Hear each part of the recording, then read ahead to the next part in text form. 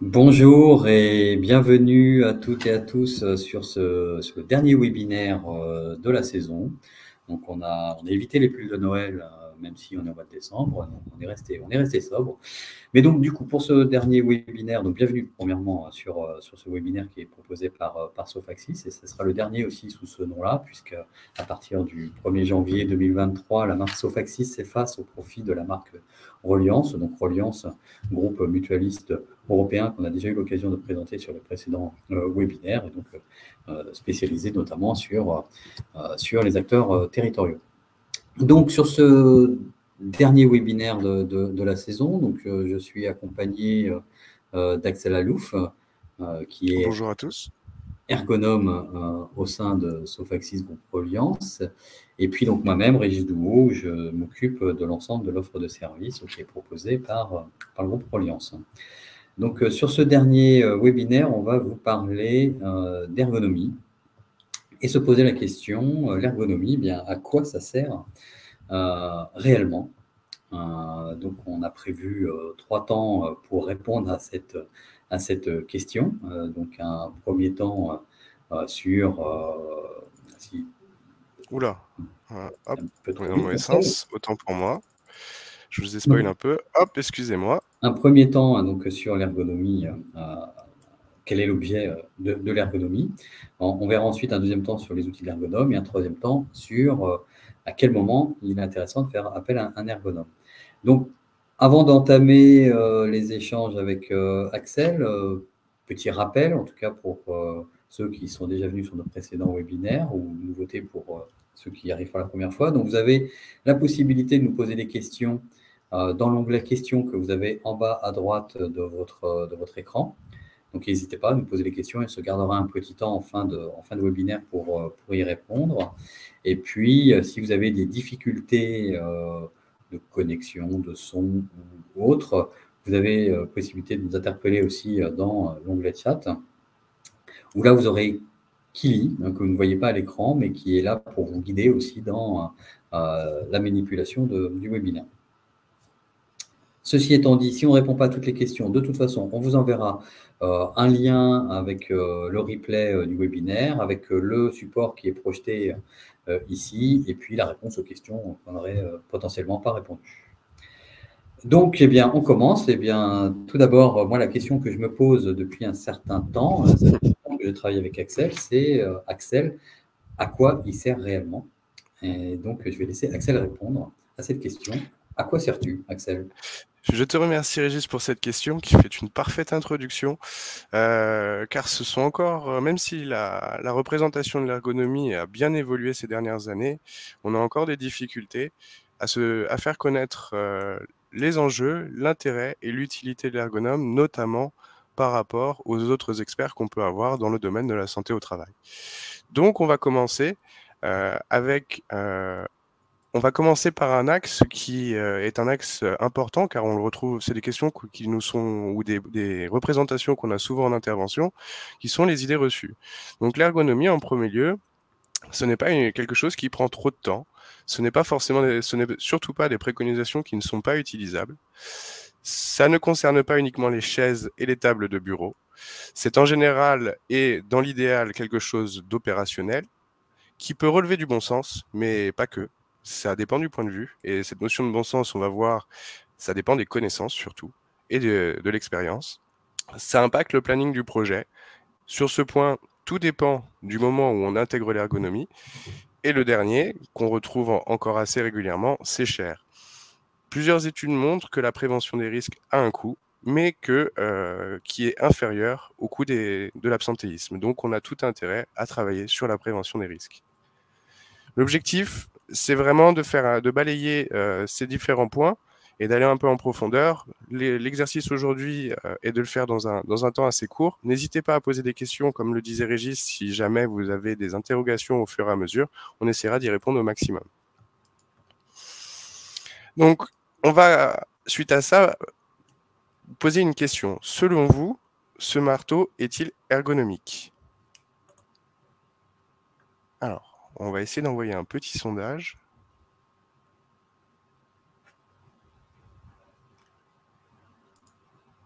Est-ce que Régis, tu sais si le sondage est en cours? Non, le sondage n'est pas en cours. Mais c'est pas grave. N'hésitez pas à répondre à cette question dans le chat. Réponds. Voilà. Oui ou non, c'est pas très compliqué comme réponse. Donc n'hésitez pas. Donc je vois un pourquoi pas, un oui. On va se dire jusqu'à 37. Donc oui, Ne ça sais dépend. pas. Oui. Oui, plus la personne Oui, qui pour a la personne utilisé qui l'a pour ce utilisé. tâche. Ok. Je Je ne vois vois rien. rien à l'écran. Effectivement, ça c'est Alors difficile de là, répondre. oui, ça va être compliqué de statuer. Alors, on va peut-être plutôt aller poser votre problème au niveau de la modération Ça pour dépend qu'on de la puisse. tâche. Pour frapper, pour déclouer, le sondage fonctionne. Ah, très bien. L'onglet sondage marche. C'est parfait. Il est accessible en bas. Non, il ne peut pas s'adapter à la morphologie de l'utilisateur.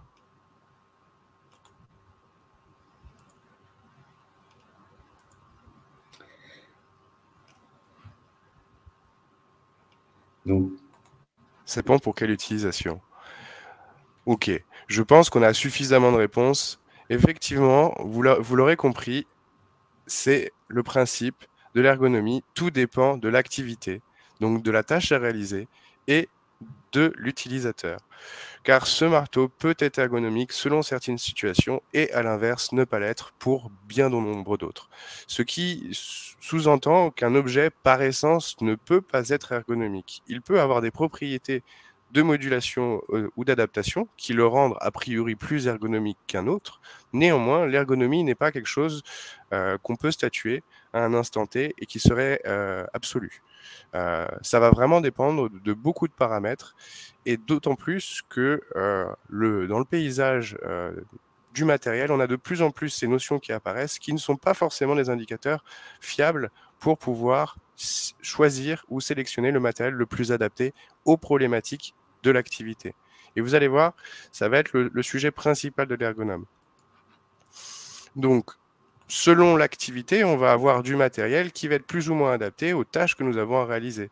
Et bien sûr, donc là, j'ai repris des illustrations, j'ai recherché des illustrations de matériaux spécifiques à des tâches bien particulières et avec une technicité identifiée, qui présentent effectivement, certains sont en bois, on pourrait avoir des propriétés un peu plus ergonomiques si on part dans ce sens-là pour limiter les risques. Néanmoins, il ne faut pas oublier à quoi sert l'objet et dans quel but il est utilisé. Sinon, on va tendre vers une augmentation du matériel sans avoir forcément une justification derrière. Donc, très rapidement, l'ergonomie, donc étymologiquement, ça part de mots ergon et nomos, donc le travail d'un côté et les normes ou lois naturelles de l'autre. Notre objet d'étude n'est pas uniquement le matériel, c'est tout ce qui va composer l'environnement, donc autant du point de vue humain que de l'environnement de travail, que du matériel, l'organisation, les flux et l'organisation du travail au sens large. Et l'objectif, in fine, est de rendre compte d'une réalité et de comprendre le travail. Nous allons voir par la suite. Comme je disais, notre objectif est de comprendre le travail car nous avons 3 enjeux. Un enjeu qui est plutôt bien identifié, qui est lié à la santé, donc que ce soit la prévention des risques professionnels, mais également toutes ces notions qui gravitent autour de l'employabilité, que sont le maintien dans l'emploi, la prévention des situations d'inaptitude. Également des dimensions liées à la sécurité qui intègrent ce pôle santé qui, bien sûr, ce schéma n'est pas exhaustif. Un enjeu qui est souvent oublié, on a également un enjeu de performance. Si une activité trop modifiée à terme venait à ne pas être productive, ou alors avoir d'intérêt, que ce soit pour la collectivité ou pour le service public, il n'y a pas d'intérêt à aller sur ce genre de transformation. Il faut, dans nos objectifs, on a un objectif de viabilité, mais également de réalité. On ne peut pas tout transformer et rester sur des processus qui seraient utopiques ou idylliques par rapport au contexte.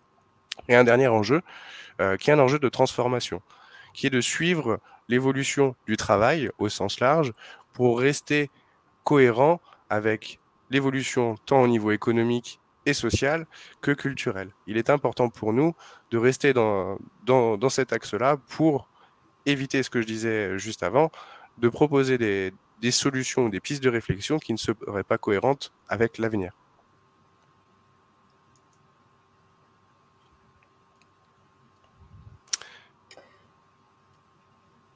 Donc, une fois qu'on a rapidement défini l'ergonomie, il va être intéressant de se poser la question du comment. Quels sont les outils que l'ergonome va solliciter pour pouvoir mener à bien une analyse d'activité. Donc, ce qui est important à comprendre et qui peut permettre de comprendre également les distinctions qu'il peut y avoir entre plusieurs spécialistes, notamment sur l'ergonomie, c'est que notre cursus de formation prend en général une base de connaissances très large. Nous avons ce qu'on appelle des connaissances qui sont pluridisciplinaires. C'est-à-dire que je n'ai pas juste des connaissances en ergonomie, j'ai mon diplôme d'ergonomie s'appuie sur des connaissances sur des disciplines qui sont multiples et qui sont nécessaires pour comprendre la complexité des situations auxquelles on a affaire et surtout pour identifier les différents facteurs de risque et savoir, dans ces facteurs de risque, identifier ce qui va, pour nous, être nos objets d'analyse et nos leviers d'amélioration. Car comprendre le travail pour le transférer dans un objectif d'amélioration des conditions de travail qui reprend les 3 grands enjeux qu'on a vus précédemment. Donc, nous avons autant des connaissances en physiologie qu'en psychologie, sociologie, au niveau des notions également sur ce qui peut être un peu plus périphérique, sur de la métrologie. Donc, on va avoir des connaissances qui sont généralistes, dans le sens, si je prends une analogie, j'ai des connaissances en acoustique. Des connaissances qui sont succinctes par rapport à un acousticien, mais qui seront nécessaires pour savoir quand est-ce qu'on aura besoin d'aménagement acoustique et quand est-ce qu'on aura besoin d'aménagement acoustique avec l'aide d'un acousticien, pour pouvoir faire la passe à l'expert au moment où c'est nécessaire. Et donc, c'est cette agglomération de connaissances qui nous permet, face à un bon nombre de situations, de trouver des pistes d'amélioration qui pourraient relever du bon sens. Néanmoins, sans ces connaissances et sans cette analyse globale, on aura des difficultés à trouver ces pistes d'amélioration et surtout à avoir un impact pour l'individu, pour le collectif, mais également, si on change de hauteur, un impact pour la collectivité et pour l'ensemble du service public, si on suit cet idéal. La différence, selon les profils, va être liée à l'expérience, aux appétences en fonction des disciplines avec lesquelles ils ont le plus de facilité ou le plus de connaissances, et également en lien avec leur personnalité et leur connaissance du milieu dans lequel ils interviennent. Néanmoins, l'importance dans l'objet d'analyse, c'est de comprendre que ce n'est pas le poste de travail qui va être analysé, ni l'individu, ni le service, mais plutôt l'activité, c'est-à-dire le fonctionnement entre ce qu'il fait, comment il est fait, le pourquoi il est fait, et également le décalage entre ce qui était prévu initialement et ce qui est fait, ce qu'on appelle le décalage entre le travail qui était prescrit et le travail réel, et de faire remonter de cette réalité des axes d'amélioration, que ce soit sur la santé, la performance, ou sur de la transformation à plus long terme pour un changement de service, l'intégration, que sais-je, d'une partie d'activité en distanciel. Ça peut être plein de sujets. Et c'est ça qui peut être parfois difficile à comprendre, c'est qu'il n'y a pas forcément de domaines privilégiés, on est capable d'intervenir sur tout type d'activité. Certaines où on aura plus d'impact que d'autres. Néanmoins, cette méthodologie nous permet toujours, malgré malgré parfois la méconnaissance sur la technicité du métier, d'aborder ce métier et de comprendre son fonctionnement pour pouvoir proposer des solutions. Et vous allez me dire, mais quels sont les outils qui sont mis en place par l'ergonome pour pouvoir faire ressortir tous ces éléments et toutes ces données. En général, on utilise de l'observation, que ce soit directe, participante, donc directement sur le terrain, des techniques d'entretien qui ont fait leurs preuves dans d'autres disciplines, hein, entretien formel, entretien donc directif, non directif, même des fois de l'entretien d'autoconfrontation pour relever des blocages ou faire comprendre ou comprendre d'autres choses. De l'analyse de données, bien sûr, que ce soit les données de santé ou les données parfois de performance. Et selon les besoins, des situations qu'on rencontre et des activités qu'on va analyser, des outils liés plutôt sur de la simulation, que ce soit de la simulation par ordinateur ou de la cartographie, ou même des fois de la simulation plutôt plus ludique via des Lego, ça peut arriver. Et également des outils qui sont plutôt liés là à la prévention des risques, des outils de métrologie pour vraiment mesurer, pour venir quantifier, qualifier un risque et voir à quel point ce risque, quelle est l'incidence de ce risque par rapport à l'ensemble des paramètres. Alors, du coup, une question, Axel, quel est le meilleur moment, puisqu'on a vu que le champ de la discipline il est assez vaste, il est en interaction avec beaucoup d'acteurs, mais quel est le meilleur moment pour faire intervenir l'ergonome par rapport aux autres acteurs, d'une manière générale? Alors, c'est très bien que tu me poses cette question, Régis. Pas du tout préparé, bien sûr. Pas du tout préparé et pas scénarisé. Non, c'est important car on est encore trop régulièrement appelé sur des situations qu'on pourrait caractériser de critiques ou de très sensibles, dans le sens où on multiplie les problèmes médicaux et surtout les restrictions médicales qui font qu'on se retrouve à devoir trouver des leviers d'amélioration sur des situations qui sont plus que complexes d'un point de vue physiologique. Et je ne parle même pas du versant socio et psycho. Donc il est important de comprendre que plus on va nous appeler en amont des problèmes, et notamment des problèmes de santé, si on prend la problématique de santé la plus caricaturale, enfin la plus représentative, pardon, ce sont les troubles musculo-squelettiques. Si on nous appelle lorsque le trouble musculo-squelettique est bien déclaré, on va avoir peu d'impact et on va avoir peu de capacité à éradiquer ce TMS et à supprimer ces douleurs. À l'inverse, si on intervient le plus tôt possible, et ça on va le voir par la suite, comment le détecter, on va pouvoir avoir des marges de manœuvre beaucoup plus importantes et surtout une capacité de transformer l'activité et de réduire l'exposition aux différents facteurs de risque qui sont à l'origine des TMS ou des risques psychosociaux quand c'est le cas, ou même de surcharge, des problèmes d'organisation qui peuvent mener à de l'usure professionnelle pour pouvoir identifier les situations dangereuses ou à risque et pouvoir soit étaler le risque, éliminer le risque ou l'éradiquer. C'est vraiment un point important. Plus on va intervenir tard, plus notre capacité de transformer et d'aider l'agent, parce que c'est souvent sur des situations individuelles qu'on est appelé trop tard, va avoir on va rencontrer plus de difficultés. Et si je prends un autre type d'intervention, si on intervient a posteriori d'un projet de conception des locaux, ce qui arrive, une fois que les bâtiments sont bien sortis et qu'on a déjà presque la structure qui est sortie de terre, je dirais que c'est trop tard, dans le sens où si on était si on était vraiment dans cette optique-là, on devrait presque des fois recommencer le projet car il y a beaucoup de paramètres qui n'ont pas été intégrés. Donc plus on nous appelle tôt sur la phase de problème ou sur les situations problématiques, plus on aura de capacité, nous, à identifier des axes d'amélioration et à construire une démarche qui puisse favoriser la limitation des facteurs de risque.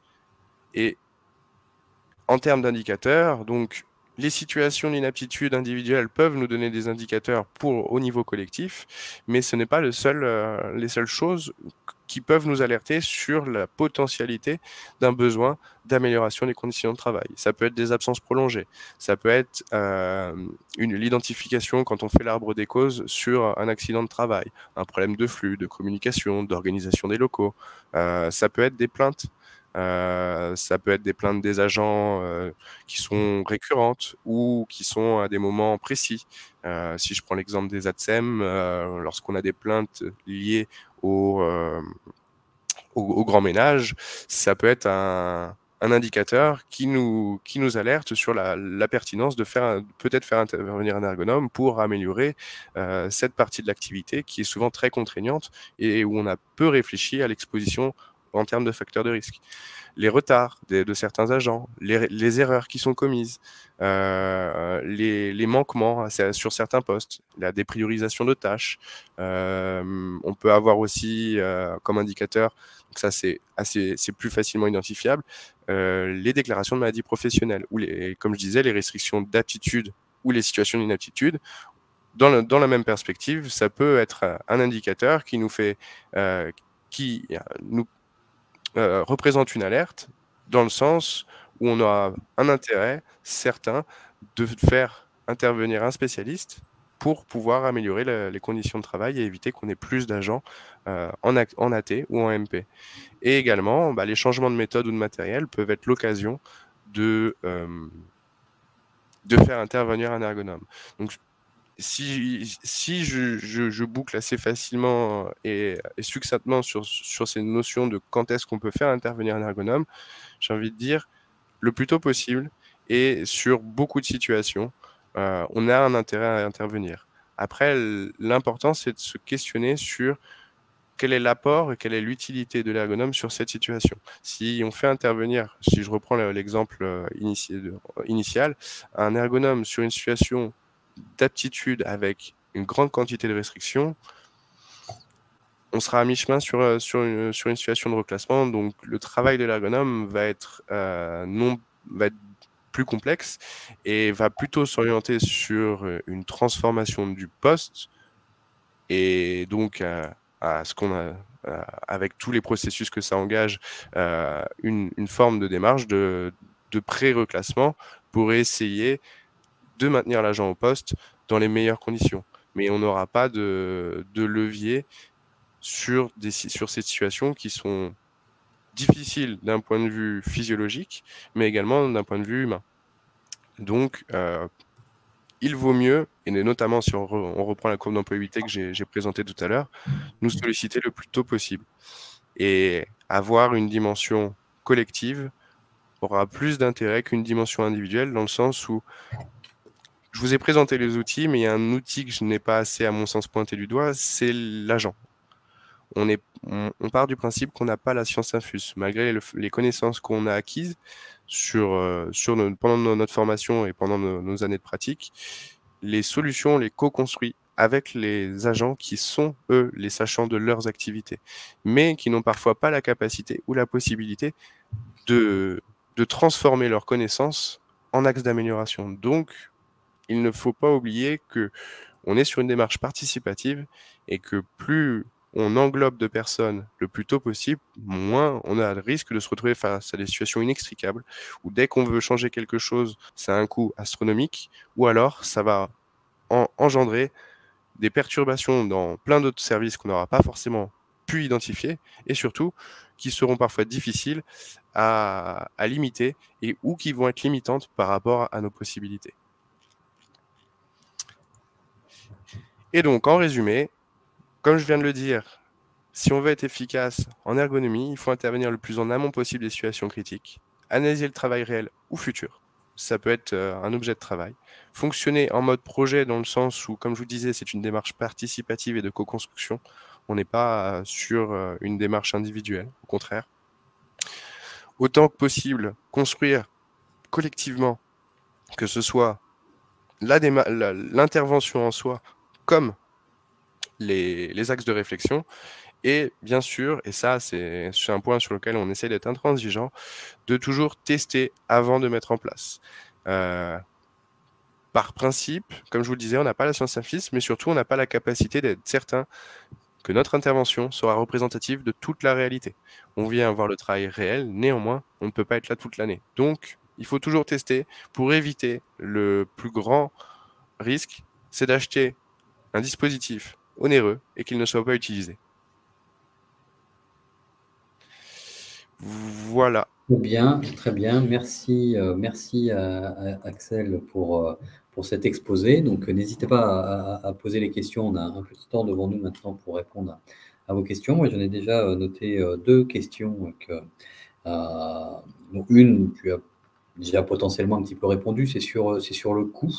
C'est-à-dire une des craintes qui pourrait être à l'intervention d'un ergonome, c'est les coûts que ça va générer derrière en termes d'achat de matériel, d'aménagement d'espace, etc. Donc, est-ce que tu as des apports par rapport à déjà ce que tu as pu dire Oui. Alors, sur le sujet? en premier lieu, déjà du point de vue matériel, on a les fournisseurs, on a un alignement et on a quand même une baisse des coûts des matériels. Bien sûr, sur les matériels spécifiques, on a quand même des acquisitions qui peuvent être très onéreuses. On a toujours des possibilités de baisser les prix, notamment si on a des agents bénéficiaires de reconnaissance de la qualité de travailleurs handicapés, donc les RQTH. Ça peut être un levier à activer. Et parfois, selon les départements, selon les activités, on peut être aussi moteur sur les organismes qui peuvent vous aider à réduire certaines dépenses pour non pas le bien-être, mais pour la prévention des risques. Je pense notamment à des organismes comme la FNP qui peuvent, sur certains critères et selon les situations, accéder à du financement. Il y a parfois également dans certains départements des structures ou des dispositifs liés à la GFIP ou à d'autres organismes qui peuvent nous permettre de réduire le coût. Et surtout, si on regarde le coût de l'absentéisme, qui maintenant est de plus en plus chiffrable, que ce soit sur les coûts directs et surtout sur les coûts indirects qui jusque-là étaient parfois difficiles à identifier, le coût de la prévention, la rentabilité de la prévention, je crois que l'indice est à 1,2 ou 1,3, le ROP, le Return on Prevention. Donc, on a tout intérêt à investir dans la prévention des risques et d'investir dans la prévention des risques de manière cohérente et non pas utopique dans le sens dépasser la notion de sécurité, de santé au travail pour aller sur des dimensions qui seraient trop éloignées et qui là engendreraient des coûts sans forcément un impact. Mais si je prends quelque chose d'assez simple que sont les EPI par exemple, investir 100 € de plus dans une bonne paire d'EPI, ça permet de s'assurer dans beaucoup de cas que les EPI sont portés. Si on remet ça par rapport au coût d'un AT sur un agent qui ne porte pas, parce qu'il n'a pas porté ses EPI sans porter parfois du préjudice et de la responsabilité de l'employeur, toutes ces problématiques-là, on a un intérêt à investir sur ces questions-là. Oui, si je peux me permettre d'apporter un petit complément sur la notion de ROP qu'a abordé Axel, effectivement, ROP, retour sur prévention, Return on Prevention, qui est un indice qui a été élaboré par l'OPPBTP, l'organisme de prévention des bâtiments et travaux publics, où en fait l'idée du ROP était de mesurer une différence entre un avant et un après l'action de prévention, et notamment l'action potentiellement d'une analyse d'activité, où sur des entreprises du BTP, donc un petit peu éloignées de vos activités, mais pas tant que ça, parce qu'il y a beaucoup d'activités qui sont similaires, mais ils ont mesuré en fait avant, sur des actions très concrètes, comment faisaient les personnes, combien ça leur coûtait en temps, en matériaux, en flux de matière, en électricité, etc., etc. Et puis, ils ont mesuré après l'action combien ça leur coûtait en termes de temps, en termes de gains de nombre de chantiers qu'ils pouvaient prendre en charge sur une semaine, etc., etc., etc. Et donc, dans 100 situations différentes, très différentes les unes des autres, eh bien, ils ont mesuré que, grosso modo, il y avait un retour sur prévention qui était de 2,19, c'est-à-dire que pour 1 € investi, eh bien, il gagnait 2,19 € sur du gain de temps, du gain de matériel, du gain de flux, du gain d'énergie, etc., etc., etc. Donc, bien sûr, cette étude n'est pas forcément appliquée telle qu'elle sur les acteurs territoriaux, sur les collectivités territoriales, mais ça nous donne des indices, en tout cas, pour dire que une action de prévention, c'est pas un coût, c'est avant tout un gain. Que ce soit d'abord en amélioration de conditions de travail, bien sûr, mais aussi potentiellement en termes financiers, parce que ça va vous permettre d'être plus efficient, plus rapide, plus efficace, faire plus de choses, dépenser moins de matériaux pour le faire, etc. Donc ça, c'est petit aparté. Deuxième question aussi que j'ai notée, c'est est-ce qu'il y a des exemples concrets d'études de poste qui auraient été réussies ou considérées comme réussies pour donner un petit peu plus de perspective à la présentation?